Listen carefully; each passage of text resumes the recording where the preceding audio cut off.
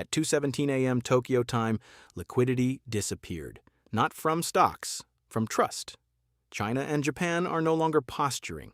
They are testing lines, and when Asia destabilizes, gold doesn't wait for headlines, it reprices overnight. The real question isn't whether markets will react, it's whether the paper system can absorb the shock. Because if it can't, the move in gold and silver won't be gradual. The China-Japan escalation isn't a regional headline. It's a liquidity event waiting to happen. Japan and China sit near the top of foreign holders of U.S. Treasuries. Together, they represent over $1 trillion of dollar-denominated assets. Those holdings aren't political statements. They're reserve buffers. And reserve buffers get used when stress rises. Here's where the pressure builds. When geopolitical tension spikes in Asia, risk doesn't wait for New York cash markets to open. It starts in futures. S&P contracts gap lower, Treasury futures spike, dollar funding spreads widen, liquidity thins before the opening bell. That's the first tremor. But the real fault line is sovereign balance sheets. If capital flees local markets, if currencies weaken or funding costs surge, foreign reserve managers may need immediate dollar liquidity. And the fastest way to raise dollars isn't diplomacy. It's selling treasuries. That's the paradox. In a crisis, everyone expects a treasury rally. But if major holders become forced sellers, yields rise instead. Financial conditions tighten instantly. Mortgage rates climb, credit spreads widen, equity multiples compress. This is how something over there becomes restrictive policy. Over here. And here's where gold enters the frame. Gold doesn't respond to war headlines. It responds to funding stress, to cracks in the collateral chain, to the moment when dollar scarcity overrides de-dollarization rhetoric, and the dollar spikes as global liquidity contracts. We're beginning to see a subtle divergence, bond yields firming, while gold refuses to break down. That's not noise. That's positioning, sensing strain beneath the surface. Every crisis follows a sequence most investors forget. Shock hits, the dollar surges, commodities drop, gold falls, then everything reverses. Look at the data. During March 2020, the DXY spiked above 102 as global funding markets seized. Gold didn't rally, as it fell nearly 15% in days. Not because the thesis broke, because liquidity disappeared. Margin calls forced liquidation across futures markets. Collateral became king. That's the dollar spike trap. When repo markets tighten and cross-currency basis swaps widen, institutions don't sell what they want to sell. They sell what they can sell. Gold futures on the CME are deep and liquid, so they get hit first. Add margin hikes into the mix, and forced selling accelerates. Meanwhile, physical tells a different story. In 2020, while futures were cascading lower, coin and bar premiums exploded. Retail couldn't source metal. Paper was being liquidated. Physical was being hoarded.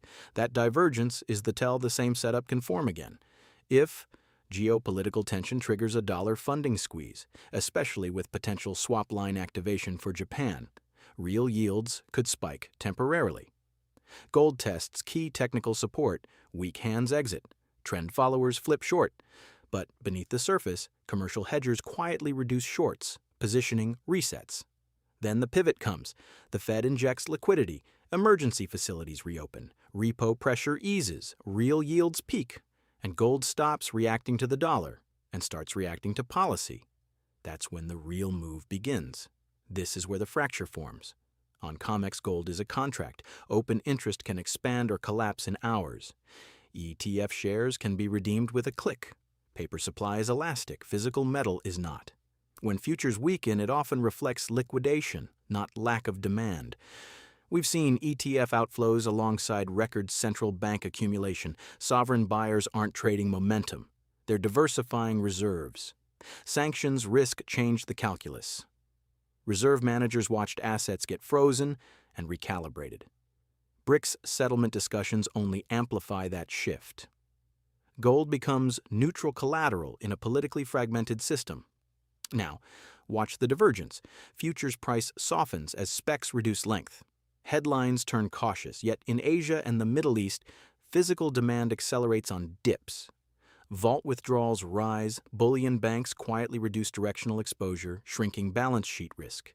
Silver adds another layer. Open interest remains elevated, but backwardation risk increases when near-term demand tightens available supply. The gold-to-silver ratio begins to compress, historically a late-cycle signal that monetary metals are reasserting strength. Here's the tension. If margin hikes hit again, speculative length could be suppressed. Paper prices may drift lower short-term. But physical metal cannot be printed to meet a delivery surge. If delivery requests rise into thinning inventories, shorts face a choice.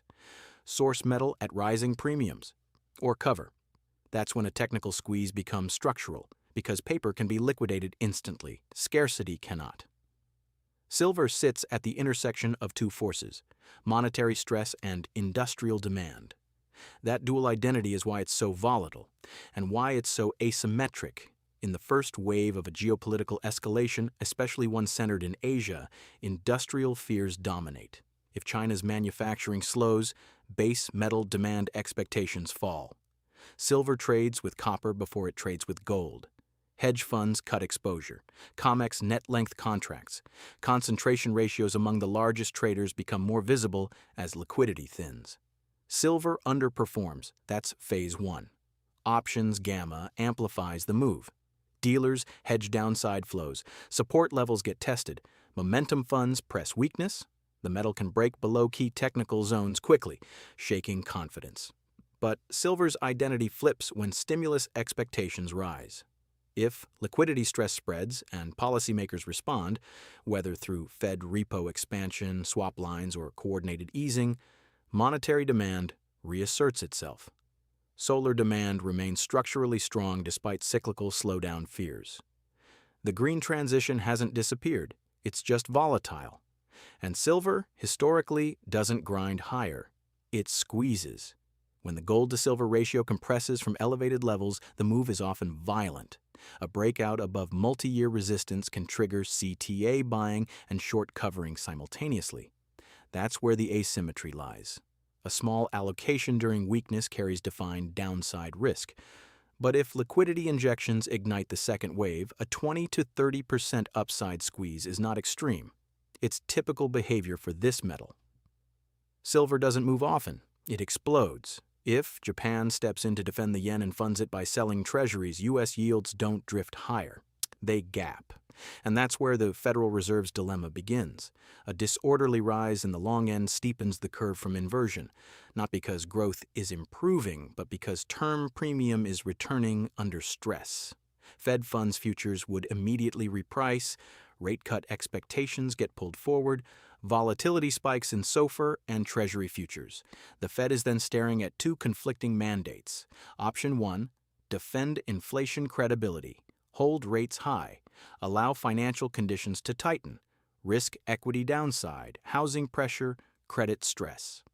Option 2, stabilize the bond market, reintroduce emergency bond buying facilities, expand the balance sheet, whisper about yield curve control. History shows the pivot often comes under market stress, not policy preference. In 2019, repo markets forced action. In 2020, Treasury dysfunction triggered unlimited QE. The Fed reacts when plumbing breaks. Gold thrives in that exact window. When control of the long end slips and real yields begin to fall despite elevated CPI prints. That's the inflection. If real yields break decisively lower, gold clearing prior all-time highs isn't speculative. It's mechanical. Capital reallocates when policy credibility erodes. But here's the conflict. If inflation remains sticky, the Fed hesitates. They delay intervention. That delay prolongs volatility. Gold consolidates rather than breaks. The moment investors believe the Fed has no clean choice unless inflation or stability, confidence shifts. And gold doesn't wait for official announcements. It moves when doubt becomes systemic. We are staring at two very different paths. Scenario 1, contained crisis. Diplomatic rhetoric cools. Currency markets stabilize. The dollar stops climbing. Treasury volatility compresses. Paper markets reassert control. Futures positioning normalizes. In that environment, gold consolidates rather than explodes. It grinds higher methodically, supported by central bank accumulation but capped by stable real yields. Silver lags, then follows slowly. No disorder, no funding shock, just controlled tension. Scenario 2. Funding shock to Fed intervention. Asia opens weak, Treasury yields gap higher, repo spreads widen, cross-currency basis swaps flash stress. The long end loses its anchor. That's when liquidity, not geopolitics, becomes the story. If Treasury market functioning deteriorates, the Fed cannot ignore it.